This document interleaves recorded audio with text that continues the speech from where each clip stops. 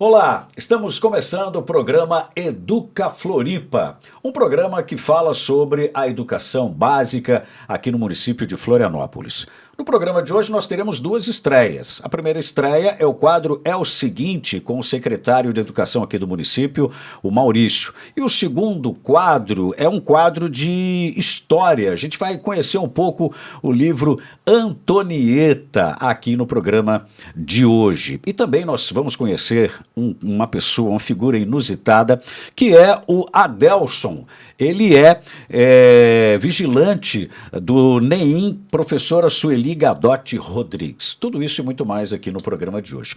E agora o nosso convidado, ele que é diretor de Planejamento e Dados Educacionais da Secretaria de Educação de Florianópolis, Eduardo Savariz Gutierrez. É um prazer te receber aqui. Tudo bem, Duran? O prazer é todo meu. Muito obrigado pela oportunidade para a gente vir aqui poder falar um pouquinho de educação, do que a gente faz no nosso dia a dia.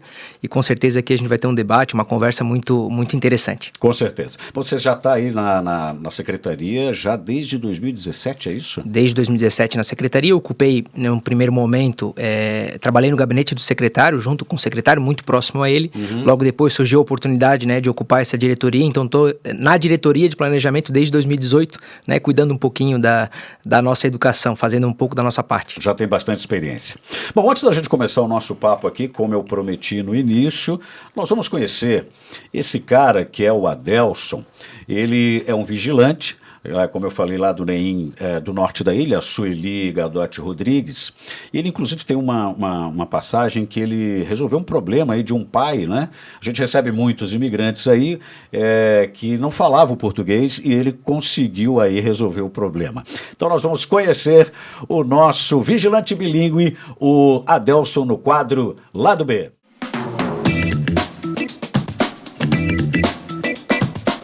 Eu vim de Pernambuco, Recife, Nazaré da Mata, que é a cidade que eu nasci. Estou aqui em Florianópolis faz 2 anos. Trabalho aqui no NEI Professora Sueli Gadotti Rodrigues. Eu aprendi inglês lá no meu estado mesmo, que é Nazaré da Mata, minha cidade nesse caso. Faz com o meu professor, que era o professor Nilson. E aí, através do incentivo dele, aí comecei a fazer o inglês e nesse caso gostei até hoje. Me identifiquei bem com a língua e apesar disso, das dificuldades que a gente sempre tem, como é natural, eu gostei e até hoje continuo.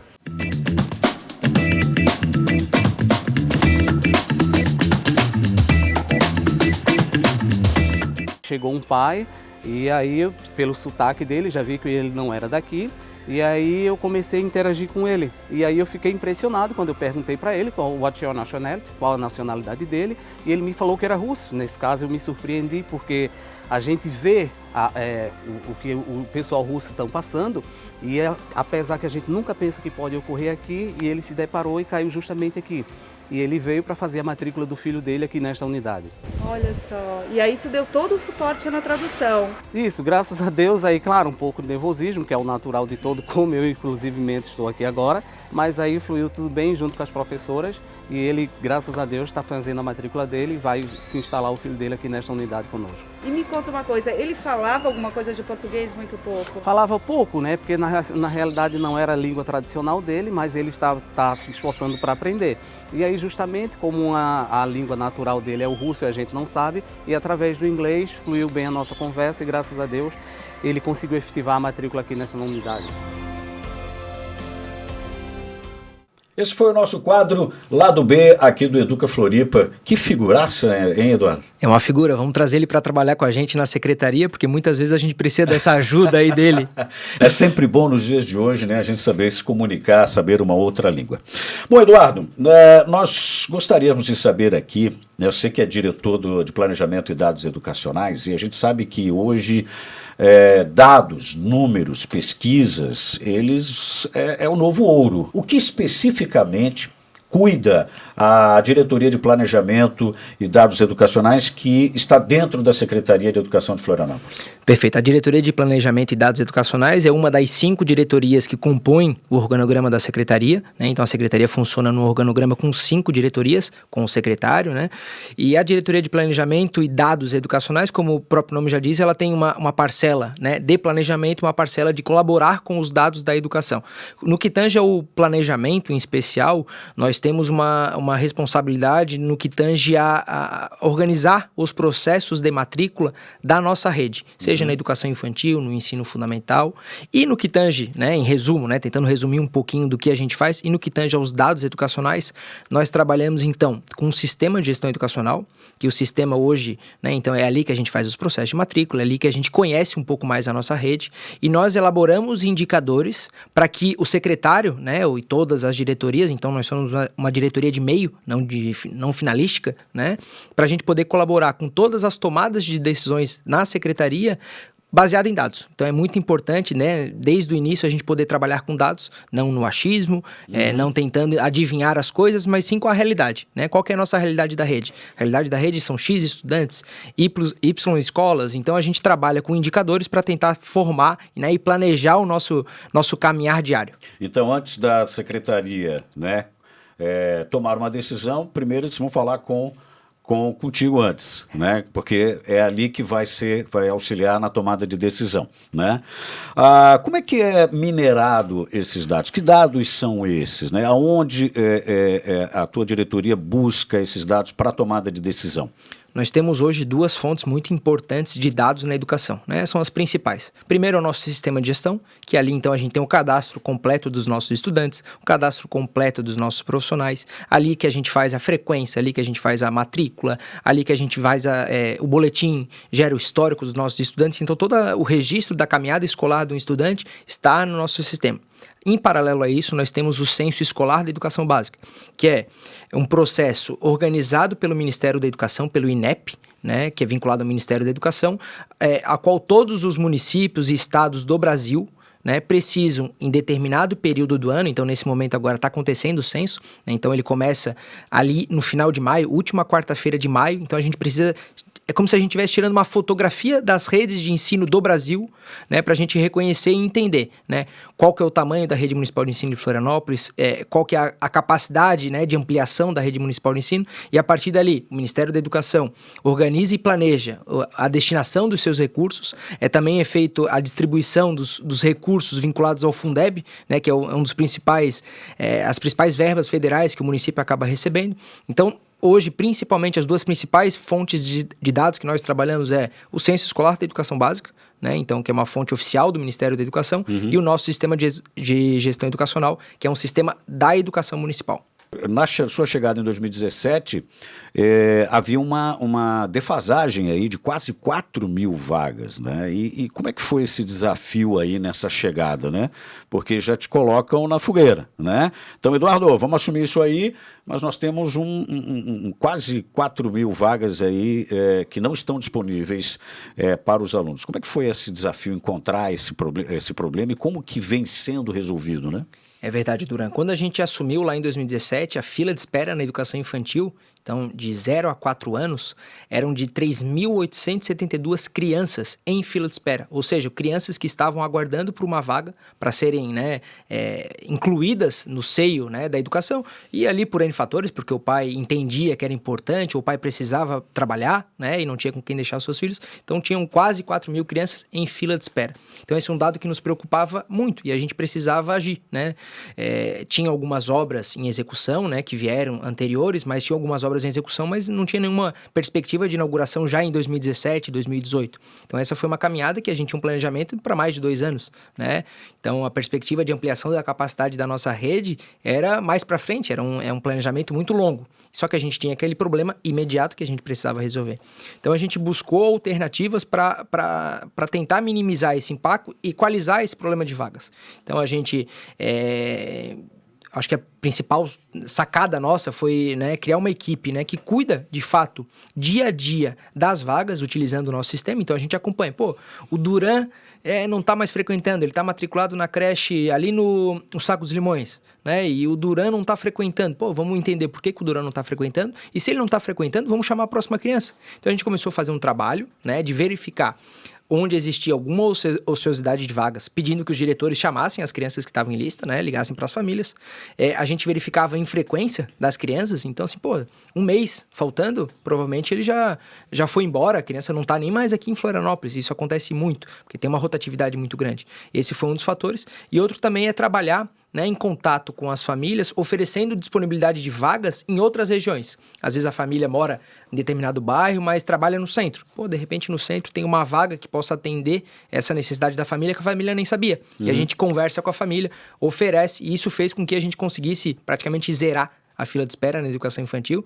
Hoje a gente tem uma fila pequena, né? A gente pode dizer que a fila não chega a 300 crianças e isso, em comparação a outros municípios, é algo fantástico, né? Em comparação a municípios de Santa Catarina mesmo, é algo fantástico. A gente escuta outros municípios com 4.000, 5.000, 3.000 crianças na fila. Hoje a gente não chega a 300 crianças em fila de espera na educação infantil. E nós temos ainda, o que é mais curioso, 2.700 vagas na educação infantil. Ou seja, é importante às vezes a família saber disso, né? Que existem vagas à disposição, porque às vezes a família não sabe.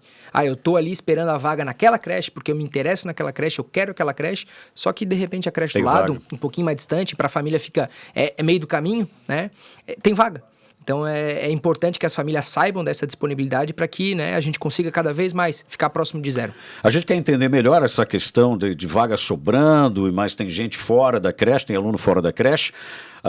Daqui a pouquinho. Antes a gente vai chamar uma matéria que a nossa produção fez. A gente sabe que Florianópolis cresce, recebe imigrantes, gente que vem morar nessa belíssima cidade com qualidade de vida. Isso tem acontecido muito nos últimos tempos. E esse crescimento acabou, claro, refletindo aí na quantidade de vagas, na disponibilidade de vagas, né?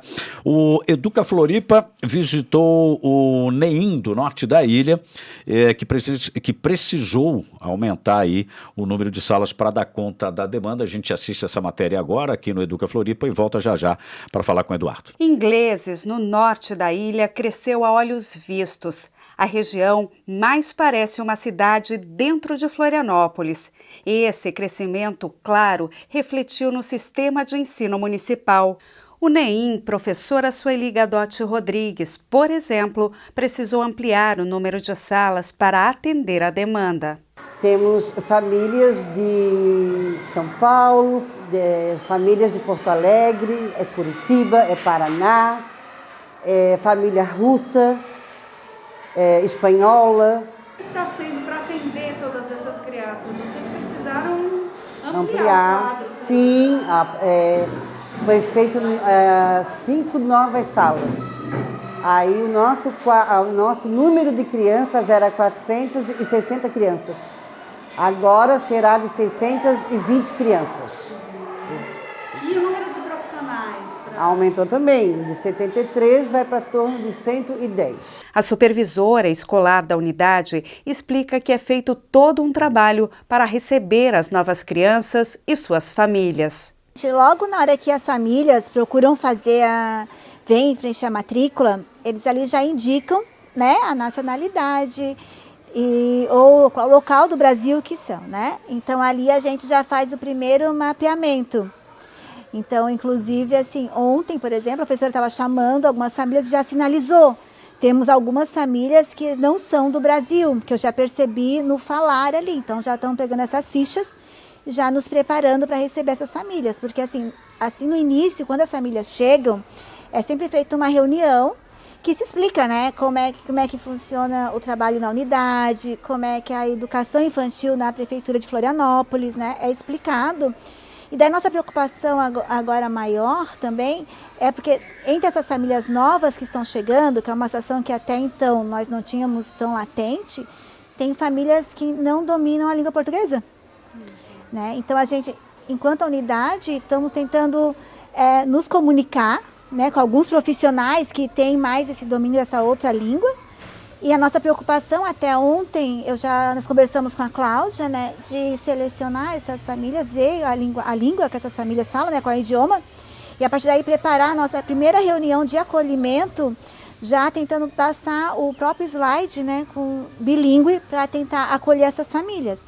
E no dia a dia, assim, nas propostas que as crianças fazem, né, com as professoras, a gente já pensa isso também. Por exemplo, esse ano nós tivemos, ano passado, que iniciou uma família haitiana. Então a nossa preocupação com a professora é que conversasse com essa família e trouxesse para a unidade brincadeiras, músicas, que essa criança tinha contato já com essa família ou que a família tem esse contato. Então, para trazer para a realidade das crianças também essa diversidade cultural. Que agora, exemplo, essa criança que está chegando agora, que nós já sabemos, né, que é uma família russa, que fez a matrícula ontem. Eles estão há 4 ou 5 semanas no Brasil. O pai fala pouquíssimas palavras em português, né, mas ele consegue se comunicar bem em inglês. E ontem eu fiz a primeira entrevista com o pai, assim, né, e ele falou que a criança não fala nada em português, nada, não entende. Então, a nossa preocupação já conversei, que é falar com eles também, a professora, algumas palavrinhas básicas do russo que a criança sabe, que é necessidade básica, né? Água, banheiro, né?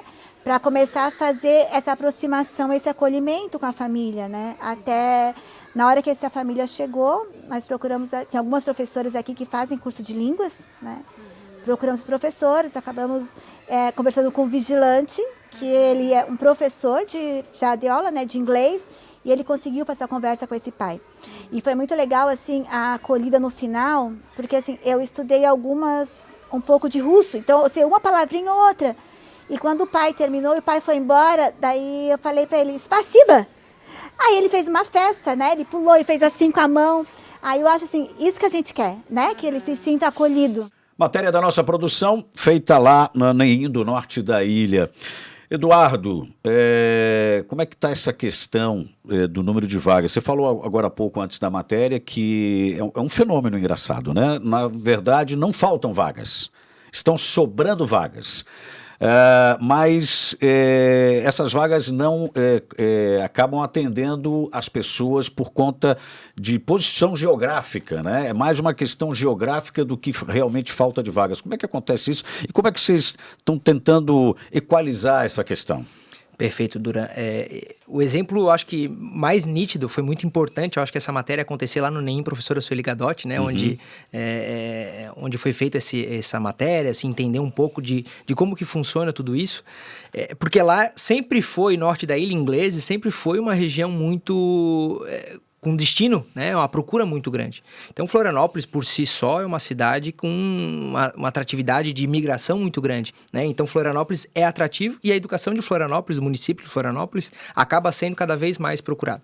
Inglês, então, é um fato curioso, né? Essa é uma unidade que a gente precisou fazer uma ampliação, né, uma ampliação da capacidade de atendimento, mas é uma unidade hoje que tem uma ampliação da capacidade de atendimento e a gente atendeu a demanda daquela unidade, hoje a gente tem uma fila de espera zerada naquela unidade e algumas vagas à disposição. E creches próximas daquela unidade tem crianças aguardando, porque às vezes a família só precisa ali, só quer ali porque é próximo da minha casa, a outra não me ajuda, né? Então isso acontece em todo o município, seja a região sul da ilha, central, continente, norte da ilha, leste, né? A gente verifica muitas vezes que a família, por opção, acaba ficando, né? Não, eu aceito ficar na lista por mais tempo, sendo que às vezes 2, 3 quilômetros da sua residência acaba tendo uma vaga disponível, às vezes até mesmo integral, né?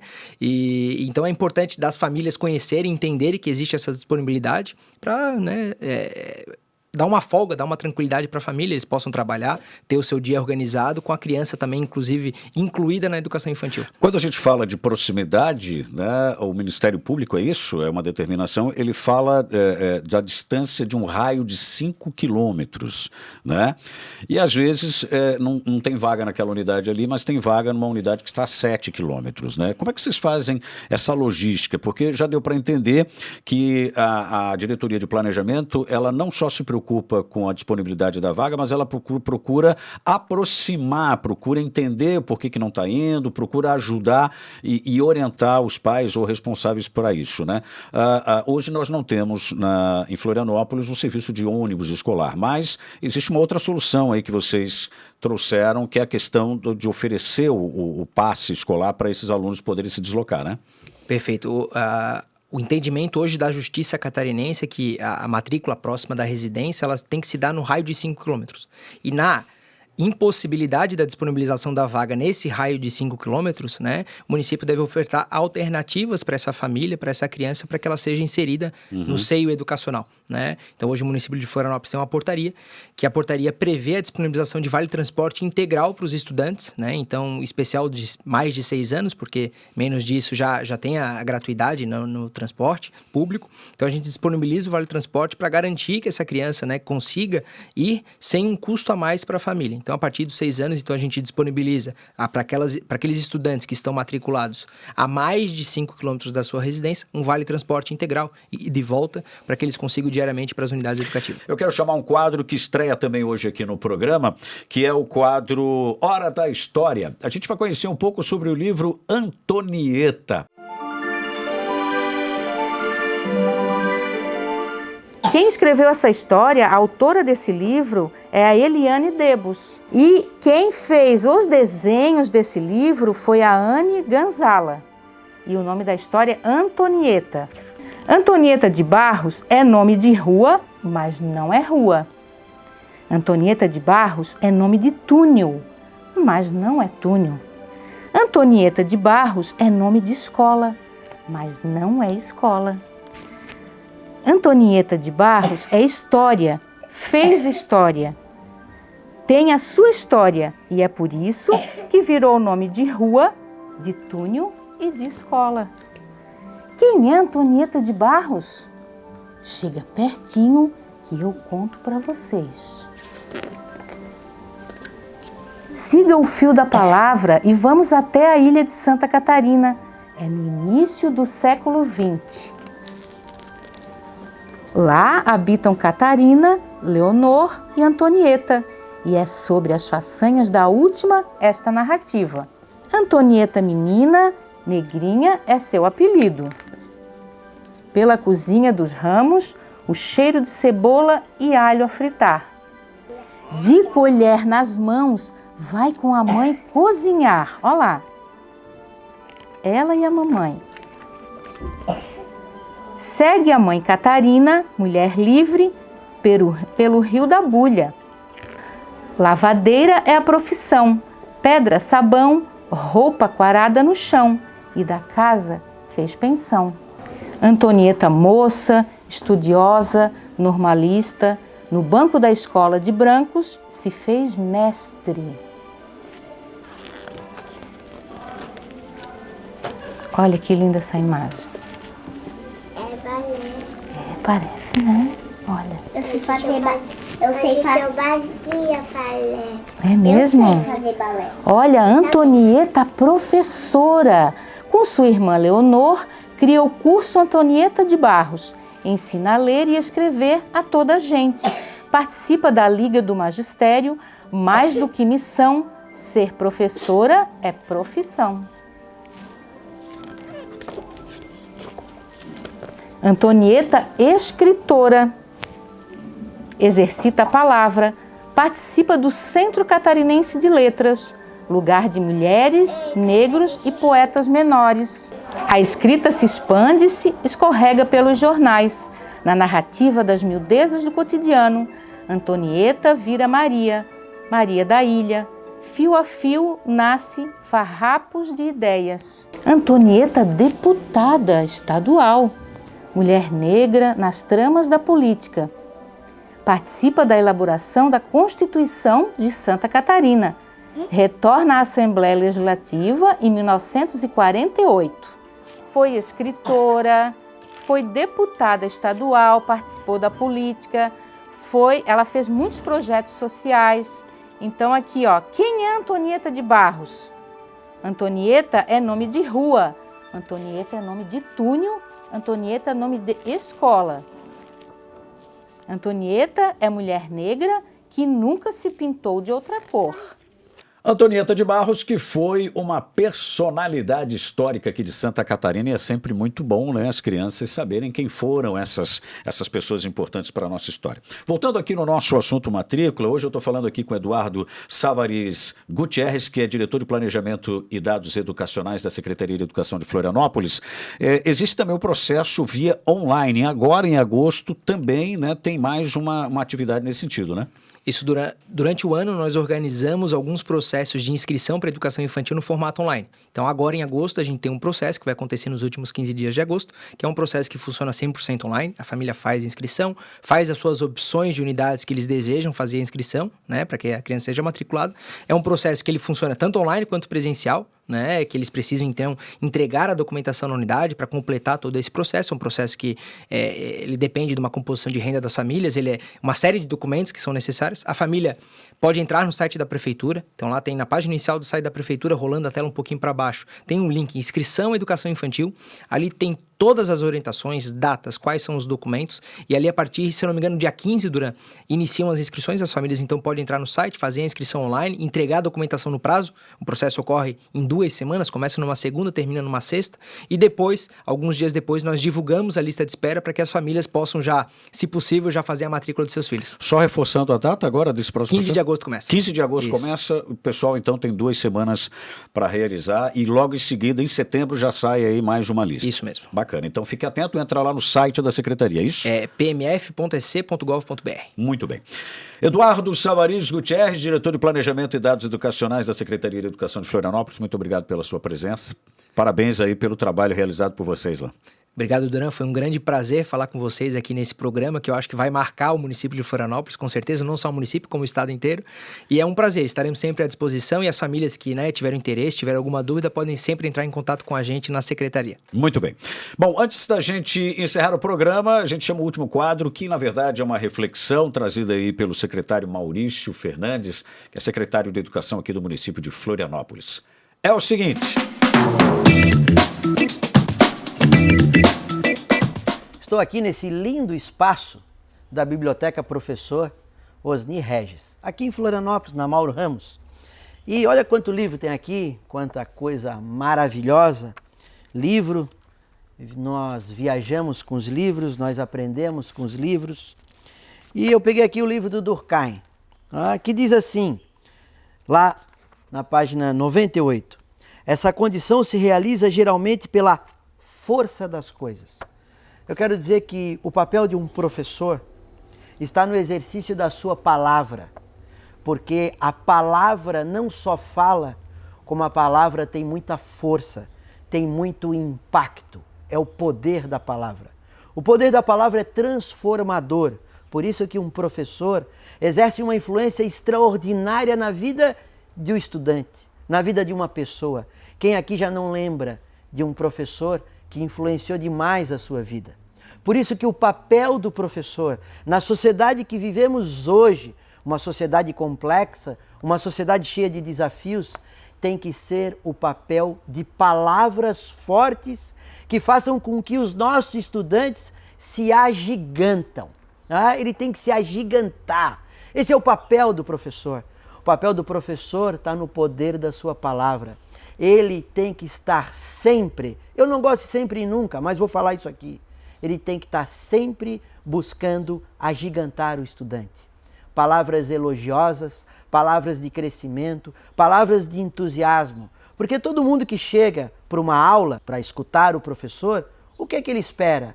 Ele espera principalmente, e no início, palavras generosas, palavras de conforto, palavras de carinho, porque dessa forma o ambiente, o clima está bom, está propício para a gente começar a aula.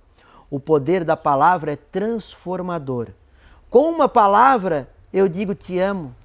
Com uma palavra eu digo para você, estudante, tu é fera, vá em frente, estás no caminho certo.